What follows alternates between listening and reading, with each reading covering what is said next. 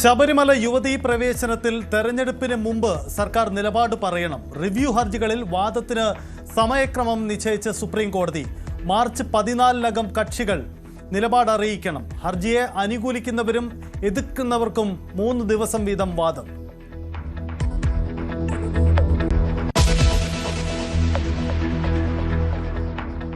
തെരഞ്ഞെടുപ്പിനിടെ യുവതീ പ്രവേശനത്തിൽ നിലപാട് പറയേണ്ടി വരുന്നത് സർക്കാരിന് വെല്ലുവിളി. കരുതലോടെ നീങ്ങാൻ സർക്കാരിന്റെയും പാർട്ടിയുടെയും വ്യത്യസ്ത നിലപാടായിരിക്കുമെന്ന് MV ഗോവിന്ദൻ. ദേവസ്വം ബോർഡും സർക്കാരും നിലപാട് തിരുത്തണമെന്ന് NSSും SNDP.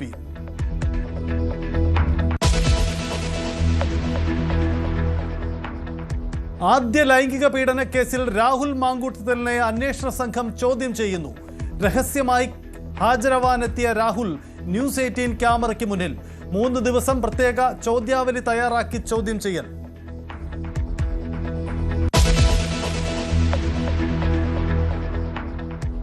നടൻ പ്രേംകുമാറിനെ ഒപ്പം നിർത്താൻ കോൺഗ്രസ്. KC വേണുഗോപാൽ ചർച്ച നടത്തി. നിയമസഭാ തെരഞ്ഞെടുപ്പിൽ UDF സ്ഥാനാർത്ഥി ആയേക്കില്ല. CPMന്റെ അനുനയ നീക്കത്തിന് വഴങ്ങാതെ പ്രേംകുമാർ. VS അച്യുതാനന്ദന്റെ മുൻ PA A സുരേഷിനി UDFിനൊപ്പം. നാളെ പുതുയുഗ യാത്രയ്ക്കുടെ ഭാഗമാകും. മലമ്പുഴയിൽ മത്സരിക്കുന്നതിലും ധാരണ.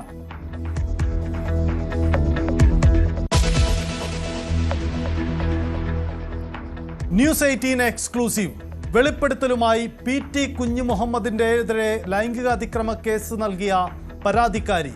മുഖ്യമന്ത്രിയുടെ ഓഫീസിന് വീഴ്ച സംഭവിച്ചു. സിസ്റ്റം അവൾക്കൊപ്പം എന്ന് പറയുകയും അവൾക്കൊപ്പം അല്ലാതിരിക്കുകയും ചെയ്യുന്നു. പരാതി നൽകുന്നതിൽ നിന്ന് പിന്തിരിപ്പിച്ചവരുടെ പേരിപ്പോൾ പറയുന്നില്ലെന്നും ആശ ആച്ചി ജോസഫ് ന്യൂസ് 18നോട്. മറ്റു കാര്യങ്ങൾ ചെയ്യുന്നതിനേക്കാളും വലിയൊരു ദോഷം ചെയ്യുകയല്ല ചെയ്തിരിക്കുന്നത്. അവരുടെ ക്രൈം അതാണ്. അതെനിക്ക് നല്ല ബോധ്യമുണ്ട്.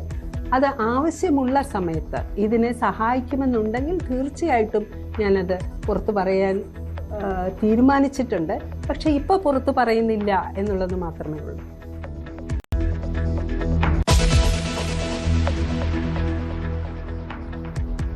പിണറായി വിജയനെ പുകഴ്ത്തിയ മണിശങ്കർ അയ്യരോട് നേതൃത്വത്തിന് അതൃപ്തി.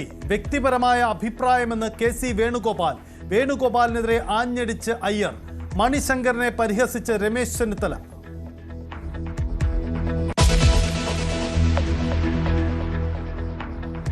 നിയമസഭാ തെരഞ്ഞെടുപ്പ് ഒരുക്കങ്ങളിലേക്ക് തെരഞ്ഞെടുപ്പ് കമ്മീഷൻ. ഒരുക്കങ്ങൾ വിലയിരുത്താൻ തെരഞ്ഞെടുപ്പ് കമ്മീഷൻ ഉദ്യോഗസ്ഥർ ഉടൻ കേരളത്തിലെത്തും. ജ്ഞാനേഷ് കുമാറിന്റെ നേതൃത്വത്തിൽ സംഘം സംസ്ഥാനങ്ങൾ സന്ദർശിക്കും. അടുത്ത മാസം ആദ്യം കമ്മീഷൻ കേരളത്തിലെത്താൻ സാധ്യത.